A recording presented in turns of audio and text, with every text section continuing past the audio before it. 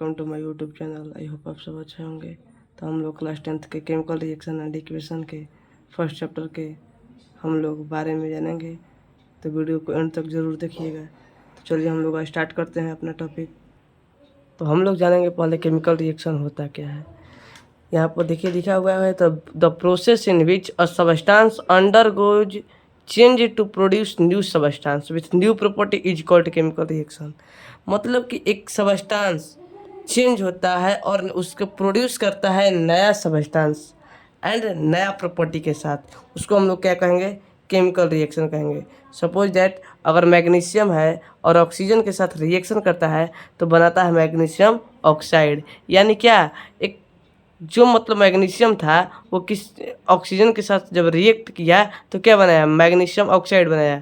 वो एक नया भी सबस्टेंस बनाया, और जो मैग्नीशियम का प्रॉपर्टी था, जो ऑक्सीजन का प्रॉपर्टी था, वो दोनों से डिफरेंस है मैग्नीशियम ऑक्साइड का प्रॉपर्टी।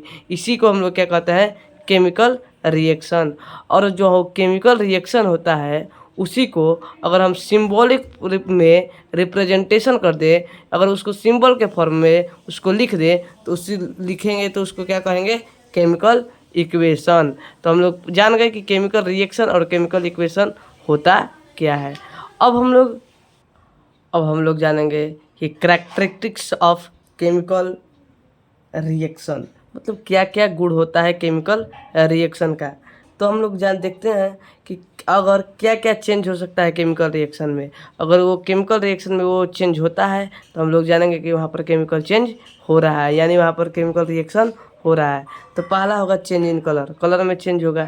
जैसे में हम लोग अगर Fe को लेते हैं, यानी आयरन को अगर CuSO4 के साथ रिएक्शन कराते हैं तो FeSO4 प्लस Cu बन जाता है। यानी जो CuSO4 था ब्लू कलर का था वो अब कैसा हो जाता है, ग्रीन कलर का हो जाता है। तो यहाँ पर कलर में चेंज हुआ, तो यहाँ पर हम लोग कहेंगे कि जो केमिकल चेंज हुआ है यहाँ पर हुआ है, क्योंकि यहाँ पर कलर में चेंज हुआ है। दूसरा का है कि इवोल्यूशन ऑफ गैस, यानी गैस का निकलना। जब हम लोग जिंक को जब H2SO4 यानी सल्फ्यूरिक एसिड के साथ रिएक्शन कराते हैं तो ZnSO4 plus H2 gas release होता है। यहाँ पर हाइड्रोजन गैस रिलीज हो रहा है, यहाँ पर भी कह सकते हैं कि केमिकल रिएक्शन हो रहा है। तीसरा का फॉर्मेशन ऑफ प्रेसिपिटेट, यानी किसी चीज़ का जम जाना, नीचे जम जाना, उसी को क्या कहते हैं, फॉर्मेशन ऑफ प्रेसिपिटेट। जब 2Ki को हम लोग PbNO3 के होल ट्वाइस के साथ रिएक्शन करते हैं तो 2KNO3 और PbO2 जम जाता है, जो कि येलो PPT कलर का होता है। येलो PPT हो जाता है, नीचे पीला पीला बैठ जाता है। जैसे मैं आपको इसको डायग्राम की तरफ दिखाते हैं। इस डायग्राम में देख सकते हैं कि यहाँ पर क्या हुआ है, येलो PPT फॉर्मेशन हुआ है। यानी यहाँ पर येलो PPT क्या हो गया है, मतलब फॉर्मेशन हुआ है। यहाँ पर लीड आयोडाइड नीचे जम गया है।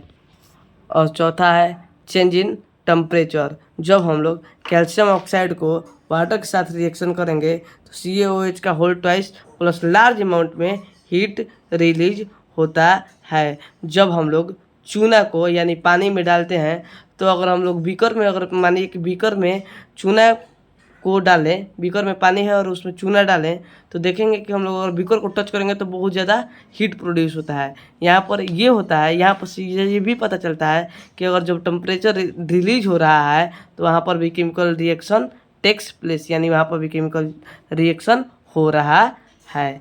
Thank you. अब मिलते हैं नेक्स्ट वीडियो में, तब तक के लिए धन्यवाद।